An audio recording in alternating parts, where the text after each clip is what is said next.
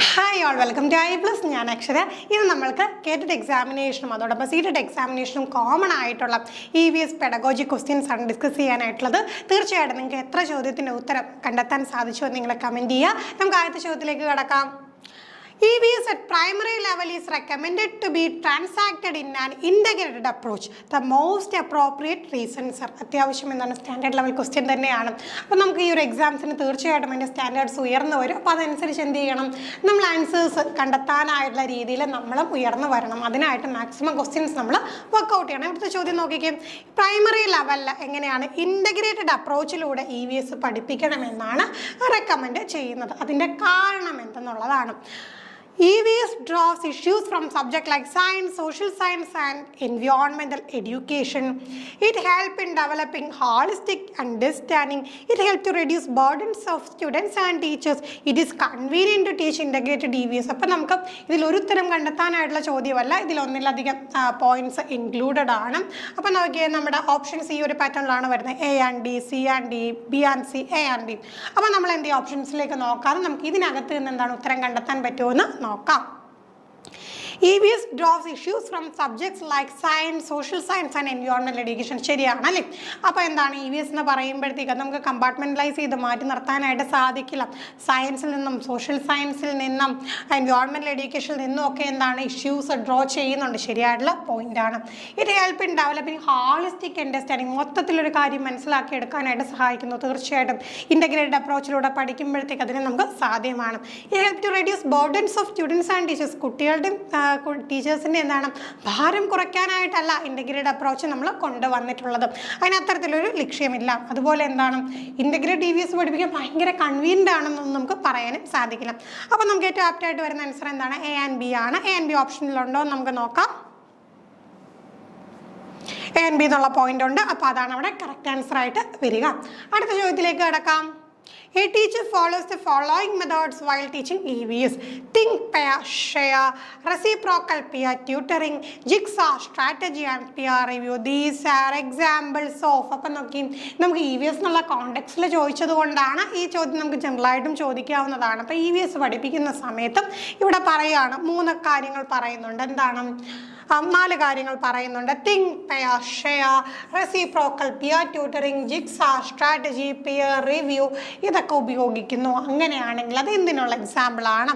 Inductive approach, peer group approach, constructivist approach, didactic approach. ഈ പേരുകൾ കേട്ടപ്പോൾ തന്നെ നമുക്ക് മനസ്സിലായില്ലേ പുതിയ പഠന രീതിയുമായി ബന്ധപ്പെട്ടിട്ടുള്ളതാണ്.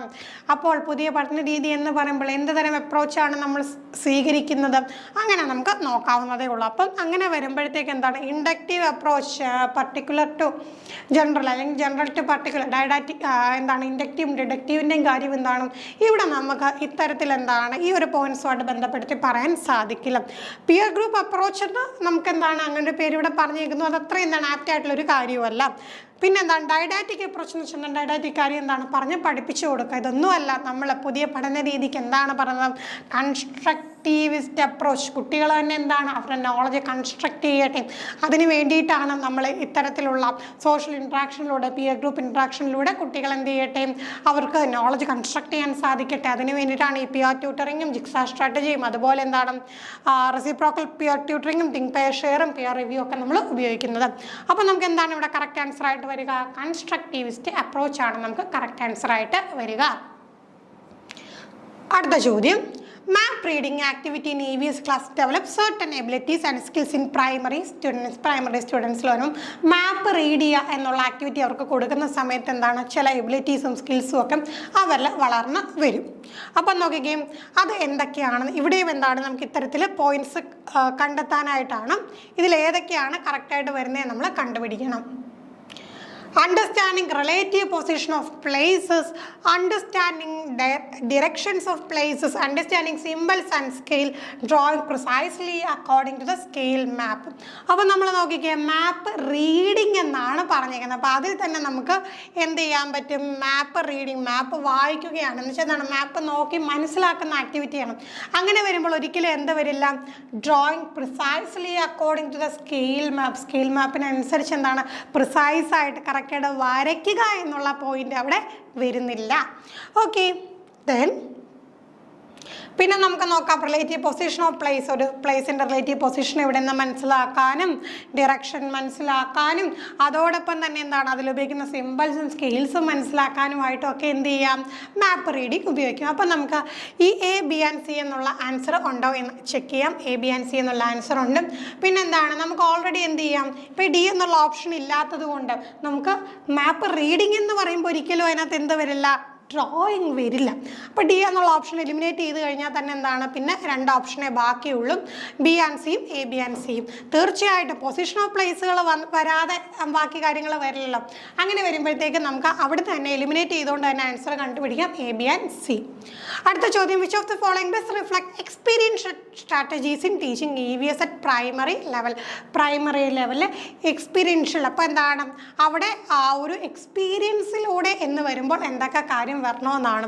Discussion, demonstration, field trip, art integrated learning. ഇവിടെയും എന്താണ് നമുക്ക് ഒരൊറ്റ ഉത്തരം കണ്ടെത്താനായിട്ടല്ല, പകരം എന്താണ് ഈ ഒരു ഇതിൽ ഏതൊക്കെയാണ് എന്നുള്ള രീതിയിലുള്ള ചോദ്യമാണ്. അപ്പോൾ ഡയറക്റ്റ് ചോദ്യങ്ങൾ എന്താണ് ഇപ്പോൾ ഉള്ള മത്സര പരീക്ഷകൾക്ക് അങ്ങനെ ചോദിക്കാറില്ല. ഇതുപോലെ എന്താണ് ഒരുപാട് കാര്യങ്ങൾ അറിഞ്ഞാൽ മാത്രം 1 മാർക്ക് ഒരു ഉത്തരം കിട്ടുക എന്നുള്ള പാറ്റേൺ ആണ്. അപ്പോൾ അങ്ങനെ വരണമെങ്കിൽ നല്ല രീതിയിൽ നമ്മൾ പ്രിപ്പയർ ചെയ്തേ പറ്റത്തുള്ളൂ. അപ്പോൾ നിങ്ങൾക്ക് CTET-ന് പ്രിപ്പയർ ചെയ്യുന്നവർക്കാണെങ്കിലും CAT-ന് പ്രിപ്പയർ ചെയ്യുന്നവർക്കാണെങ്കിലും ഒക്കെ എന്താണ് എല്ലാ സപ്പോർട്ടും പ്രൊവൈഡ് ചെയ്തുകൊണ്ട് I+ൻ്റെ ക്ലാസ്സുകളൊക്കെ അവൈലബിൾ ആണ്. കൂടുതൽ ഡീറ്റെയിൽസ് അറിയണമെന്നുണ്ടെങ്കിൽ നിങ്ങൾക്ക് എന്താണ് തീർച്ചയായിട്ടും നമ്മുടെ ബോർഡ് നമ്പറിൽ കോൺടാക്ട് ചെയ്യും. നമുക്കിപ്പം ഈ ചോദ്യത്തിൻ്റെ ഉത്തരത്തിലേക്ക് പോകാം. എന്താണ് discussion, demonstration, field trip, art integrated learning. അപ്പം എക്സ്പീരിയൻസ് വരണം എന്നുണ്ടെങ്കിൽ തീർച്ചയായിട്ടും അവിടെ കുറച്ചും കൂടെ ആപ്റ്റായിട്ട് വരുന്ന എന്തൊക്കെയാണ്, ഡെമോൺസ്ട്രേഷൻ, ഡിസ്കഷൻ വരണം, ഫീൽഡ് ട്രിപ്പ് വരണം, ആർട്ട് ഇൻ്റഗ്രേറ്റഡ് ലേണിംഗ് വരണം. അപ്പം നമുക്ക് കറക്റ്റായിട്ട് നോക്കാം ഈ ഒരു കാര്യങ്ങളിൽ എക്സ്പീരിയൻഷ്യൽ ലേണിംഗുമായിട്ട് ബന്ധപ്പെടുത്തിക്കൊണ്ടുള്ള പോയിന്റ്സ് നമുക്ക് നോക്കാം.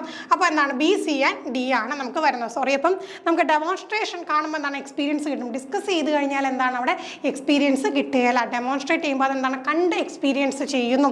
ഫീൽഡ് ട്രിപ്പ് നമ്മൾ പോയി അവിടെയും എന്താണ് കണ്ട് എക്സ്പീരിയൻസ് ചെയ്യുന്നു. പിന്നെന്താണ് ആർട്ട് ഇൻ്റഗ്രേറ്റഡ് ലേണിംഗ്, കലയും കൂടെ ഇൻ്റഗ്രേറ്റ് ചെയ്തുകൊണ്ടുള്ള ലേണിംഗ്. അതുകൊണ്ടാണ് ഈ കലയൊക്കെ എന്താണ് നമ്മുടെ പഠനത്തിൻ്റെ ഭാഗമായിട്ട് വെക്കുന്നത്. അപ്പം ഈ ഒരു ഓപ്ഷൻസിൽ നമുക്കിപ്പോൾ A B C and D എന്നുള്ള ഓപ്ഷൻ ഇവിടെ ഇല്ല. അങ്ങനെ നോക്കുമ്പോഴത്തേക്ക് എന്താണ് പിന്നെ നമുക്ക് ഏറ്റവും ആപ്റ്റായിട്ട് കിട്ടുന്നത് എന്താണ്, ബി, സി ആൻഡ് ഡി എന്നുള്ള ഓപ്ഷനാണ്.